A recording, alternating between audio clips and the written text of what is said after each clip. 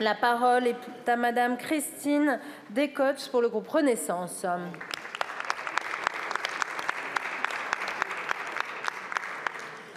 Madame la Présidente, chers collègues, Madame la Ministre de la Citoyenneté et de la Ville, 5,4 millions d'habitants, soit 8% de la population française, résident dans les quartiers prioritaires de la politique de la ville. Le comité interministériel des villes du 27 octobre dernier à Chanteloup-les-Vignes veut marquer une nouvelle étape dans l'histoire de la politique de la ville avec le lancement d'une nouvelle génération dénommée Engagement Quartier 2030.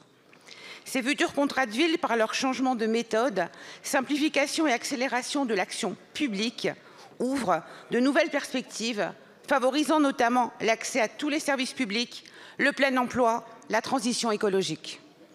Dans ces quartiers où il fait trop chaud l'été et trop froid l'hiver, où la sobriété énergétique est plus souvent subie que choisie, dans ces quartiers où encore trop souvent l'angoisse des charges des futures factures de chauffage vient amputer un moral déjà mis à mal par les difficultés de la vie quotidienne.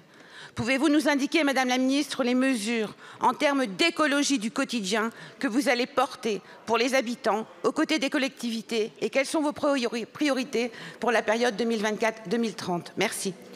Merci beaucoup. La parole est à Madame Sabrina Agresti-Roubache, ministre en charge de la ville et de la citoyenneté. Merci Madame la Présidente.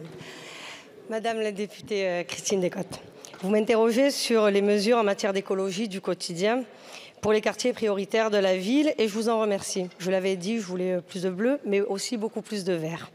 Cette question a longtemps été cantonnée à un seul sujet concernant les quartiers, et j'en sais quelque chose, celui de la rénovation énergétique des logements. Si cette dimension est évidemment importante, il est toutefois indispensable, selon moi, d'avoir une vision plus ambitieuse.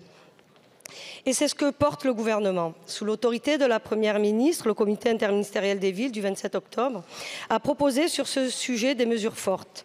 Il s'agit notamment du doublement de la part du fonds vert investi dans les quartiers et du déploiement d'aires éducatives qui, en plus d'ajouter des espaces verts, permettront de sensibiliser mieux les jeunes aux enjeux de la biodiversité. 24 nouveaux quartiers résilients ont par ailleurs été annoncés.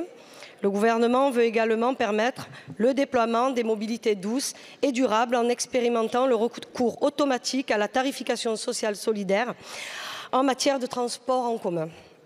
Vous l'aurez compris, Madame la députée, ces actions spécifiques jouent sur l'ensemble des leviers possibles pour rendre nos quartiers plus verts. Enfin, lorsque l'on met plus d'humains, plus d'opportunités, plus de liens, on permet une meilleure prise en compte des enjeux de l'écologie du quotidien par les habitants eux-mêmes et pas uniquement par les autres.